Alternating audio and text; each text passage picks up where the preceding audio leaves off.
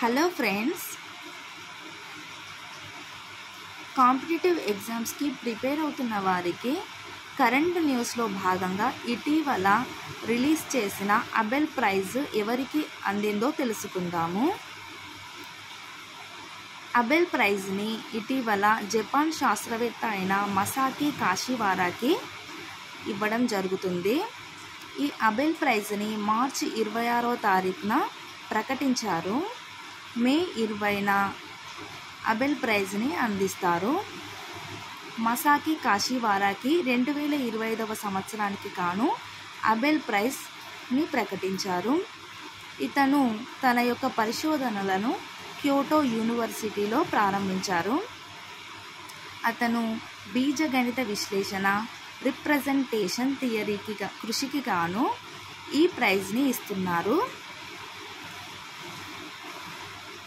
ఈ ప్రైజ్ని ఎవరు ఎందులో కృషి చేశారో అని గుర్తించే సంస్థ Norwegian academy of science and letters.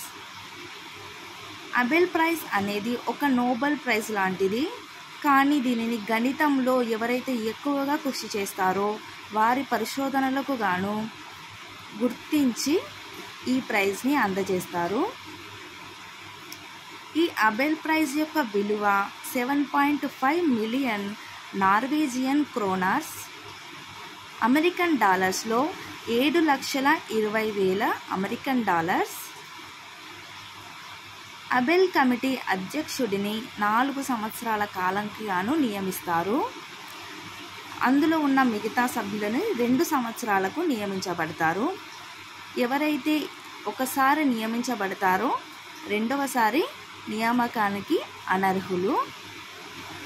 2024లో Abel prize వచ్చింది ఎవరికంటే ఫ్రెంచ్ గణిత శాస్త్రవేత్తగా మిచెల్ టలెగ్రాండ్. అబెల్ ప్రైజ్ని మొదటిసారి గెలుచుకున్న వ్యక్తి పియర్ సెర్రే. ఇతను కూడా ఫ్రెంచ్ దేశానికి చెందినవాడు. అబెల్ ప్రైజ్ని పొందిన తొలి మహిళ కరెన్ ఉహ్లెన్బెక్. 2019లో ఈమెకి అబెల్ ప్రైజ్ వచ్చింది. జ్యామితి, గణితం, భౌతిక శాస్త్రంలో ఈమె కృషి చేసినందుకు గాను అబెల్ ప్రైజ్ని అందించారు. Karen Uhlenbeck first women in Abel prize. Next, మన అబెల్ ప్రైజ్ని పొందిన తొలి భారతీయ వ్యక్తి ఎవరంటే ఎస్ఆర్ శ్రీనివాస వరదన్ గారు. ఇతనికి 2007లో అబెల్ ప్రైజ్ని ఇచ్చారు. దక్షిణ ఆసియాలోనే మొదటిసారిగా అబెల్ ప్రైజ్ పొందిన భారతీయ వ్యక్తిని గుర్తుపెట్టుకోండి. ఇది అండి అబెల్ ప్రైజ్ గురించి. ఈ కంటెంట్ మీకు నచ్చినట్లయితే సబ్స్క్రైబ్ చేసుకోండి, లైక్ అండ్ షేర్ కూడా చేయండి. Thank you.